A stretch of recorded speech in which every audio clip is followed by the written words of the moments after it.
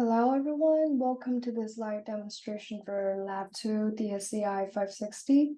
So for this lab, we were requested to build our own team and select a domain for our final project. So our team finalized our domain to be electric vehicles, and the data set that I'm going to use for this lab, one of them is from Kaggle. I downloaded using the Kaggle API. One of them is a Reddit discussion thread. I scraped it using Selenium library, and another one is a PDF file created by US Department of Energy. It's actually an introduction for all the EV products, and also what should customers be like specifically looking for when they're choosing EV products. First, let's go through the data exploration. One thing is that if you want to use Kaggle API, you have to follow the Kaggle API official website. There's going to be instructions on how to get the API credentials and move the credential file to the specific path and change the permission. And after getting the CSV file, I used Pandas library to get the first 5 lines. The size and dimensions for this data frame and the detailed information for this data frame, and also I did a calculation for the null values for each of the columns, and converted it to a frame, renaming the column name to number of null. So let's check it out together. Open in terminal.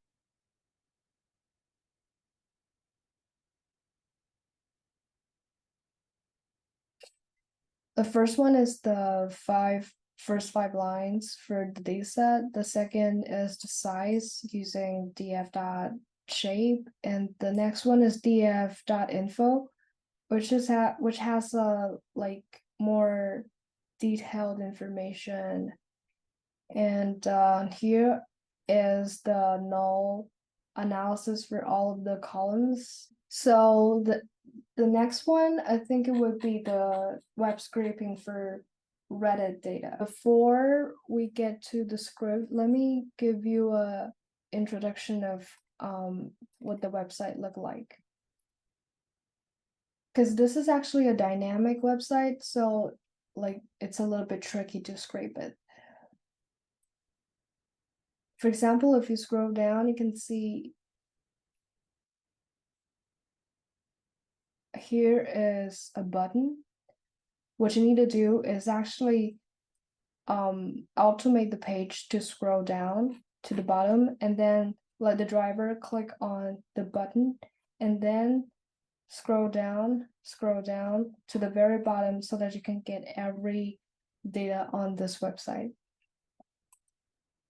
So what I did is actually first import Selenium and initiate a web-driver, and I do an infinite loop before the screen height is still not the bottom height. After the scroll reaches the bottom, then we break. And now we come to the button part. We click on the button located by the CSS selector for that element, and then the WebDriver is able to like get all of the contents after clicking it. And then we need to repeat the scrolling process again in order to get all the data. And after getting, like after all of the information has been updated, we can put all of the driver elements we need into this element and append them into a list for our future use. .py.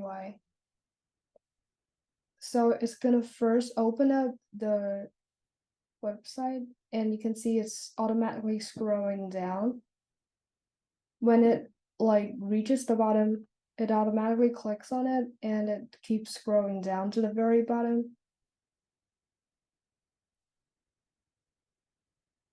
Okay, and now I printed out all of the data on the website. And also the other one is the PDF format.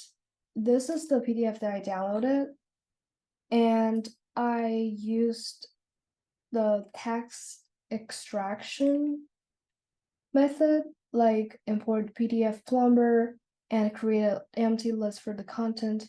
After open the file, we parse all of the page data to this, and we can print it out for future use as well, or we can store it, and still it depends on how we're going to use it in the future. Why? Yeah, and we can see that all of the data on this PDF has been scraped here. And another one is actually for an image. So this image contains a lot of like EV knowledge. I'm using this tesseract. It's in ocr.py. So import py tesseract and import image library. Here you need to like sudo apt install tesseract first, because actually the py tesseract is just a wrapper. And then print what's actually inside this image, ocr.py. Yeah, so you can see it's using the OCR technique, but actually it's not performing very well because of the resolution problem, but that's the way we use this library for now. And thank you for watching.